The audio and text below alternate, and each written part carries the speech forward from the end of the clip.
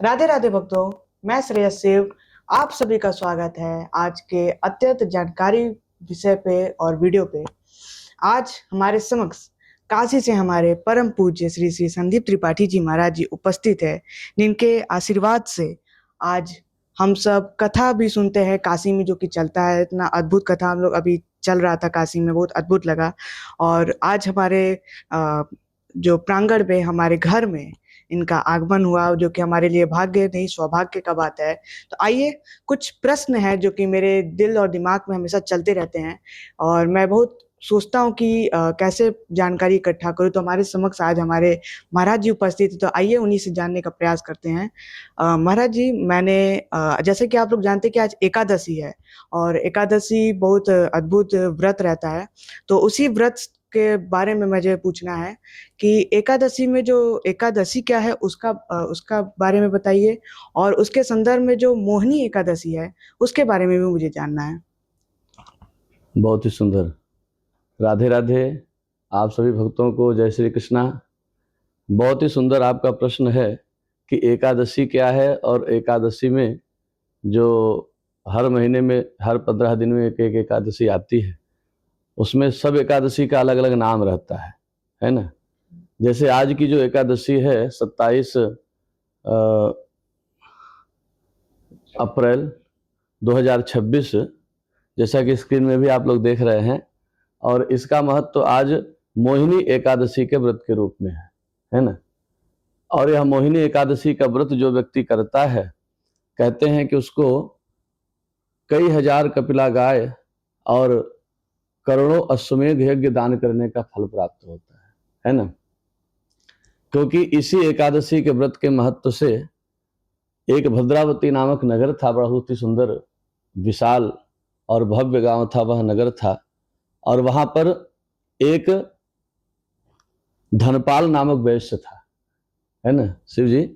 और वो बड़ा समृद्ध था, और समझ लीजिए कि उसकी वहां पर धर्मात्मा के नाम से जाना जाता था वह। और उसके बाद लोग उसको भगवान की तरह पूजते थे, क्योंकि धर्मात्मा मतलब धर्म से जुड़ा हुआ व्यक्ति, भगवान का भक्त तो भगवान के ही समकक्ष हो जाता है। लेकिन उसका एक छोटा भाई था जिसका नाम था धृष्ट बुद्धि। वह अब इतने बड़े धर्मात्मा कुल में उत्पन्न होने पर भी दुराचारी पैदा हो गया, पापी पैदा हो गया। और उसके आतंक से ये जो धनपाल नामक वैश्य थे, उसके बड़े भाई धृष्ट बुद्धि के, उन्होंने उसको घर से निकाल दिया। कौन चाहता है कि हमारे घर में ऐसा व्यक्ति हो जो घर को कलंकित करे, है? निकाल दिया। तब उसे पश्चाताप हुआ कि देखो, मैं हरे भरे घर में और अपने भाई के साथ रह करके छल किया, अब मेरी इस पाप और दुराचारी भाव से निवृत्ति कैसे होगी। तो उसने जंगल की ओर रास्ता अपनाया, और जब कुछ दूर आगे बढ़ा तो एक ऋषि का आश्रम मिला, जिसका नाम था ऋषि का कौंडिन्य ऋषि। उन ऋषि के पास पहुंच करके वह उनसे निवेदन किया, तो उन्होंने इसी मोहिनी एकादशी के व्रत के बारे में और विधि विधान से करने का उसे उपाय बताया। और इस व्रत को करके उसने अपने आप को पाप मुक्त कर लिया। देखिए, जब हम गंगा नहाते हैं और ये मन में भाव रखते हैं कि गंगा नहा लिया तो हम पाप मुक्त हो गए, लेकिन दूसरा भाव यह भी जब आता है मन में कि चलो अब तो पाप भी करेंगे तो कोई बात नहीं, तो उसी समय हमारा गंगा नहाना व्यर्थ हो जाता है। लेकिन ये जो धृष्ट बुद्धि था, यह बड़ा सतर्क था। इसने आगे चल करके फिर अपने आप को कभी भी पाप और दुराचार में नहीं लगाया, और ऋषि के बताए हुए प्रभाव यानी इस मोहिनी एकादशी के व्रत से वह एकदम निवृत्त हो गया। कहने का मतलब है कि धृष्ट बुद्धि जैसा दुराचारी पापी भी एकादशी के व्रत से, मोहिनी एकादशी के व्रत से दुराचार से मुक्त हो गया। और इस एकादशी का एक महत्व बहुत ही सुंदर तरीके से श्रीमद् भागवत महापुराण में वर्णित है। जब भगवान विष्णु ने देखा कि समुद्र मंथन जो देवताओं और राक्षसों के मध्य हो रहा है ना, इसमें से अमृत निकला है, और इस अमृत के लिए देवताओं में और राक्षसों में महाभारत जैसा युद्ध छिड़ गया। दोनों को लगा पहले मैं पीऊंगा, पहले मैं पीऊंगा। तो ऐसा लगा कि जैसे यह अमृत इतना भावपूर्ण निकला और कहीं गिर न जाए, इसका समुद्र मंथन से उत्पन्न होना व्यर्थ न चला जाए, तो भगवान ने मोहिनी रूप धारण किया था। और मोहिनी रूप धारण करके सबसे पहले देवताओं को यह अमृत पिलाया था, है ना। और इसलिए भगवान विष्णु से भी यह व्रत विशेष संबंध रखता है। भगवान श्री कृष्ण कहते हैं मैं व्रतों में एकादशी व्रत हूँ। हाँ, और यह मुझे बहुत प्रिय है, और जो मेरा यह व्रत करता है उसके लिए फिर मैं बंधन में बंध करके उसके हृदय में निवास करने लगता हूँ। सकल भुवन मध्य इंद्रधनास्ते धन्य। त्रिभुवन में वह सबसे ज्यादा बलशाली है, सबसे ज्यादा बुद्धिमान है, सबसे ज्यादा ऐश्वर्यशाली है, जिसके लिए भगवान तत्पर रहते हैं। और भगवान तभी तत्पर होते हैं जब हम धर्मात्मा होते हैं, है ना।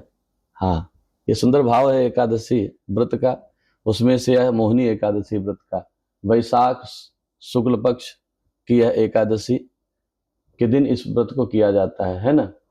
और एक छोटा सा भाव सुना देते हैं भजन का, भगवान विष्णु से संबंध रखता है कि जिसके हृदय में हरि सुमिरन होगा, क्यों ना सफल उसका जीवन होगा। तन मन धन सब अर्पण होगा, तन मन धन सब अर्पण होगा। जिसके हृदय में हरि सुमिरन होगा, क्यों ना सफल उसका जीवन होगा। यानी उसका जीवन सफल होना पूर्णतः निश्चित है। जय जय श्री कृष्ण, जय जय श्री राधे। जी बहुत बहुत धन्यवाद। इतना अत्यंत मतलब मैं मग्न मुग्ध हो गया, यहाँ पे भाव विभोर हो गया। इतना अद्भुत भाव जो कि हमारे महाराज जी के थे, और इतनी अद्भुत जानकारी मुझे मिली।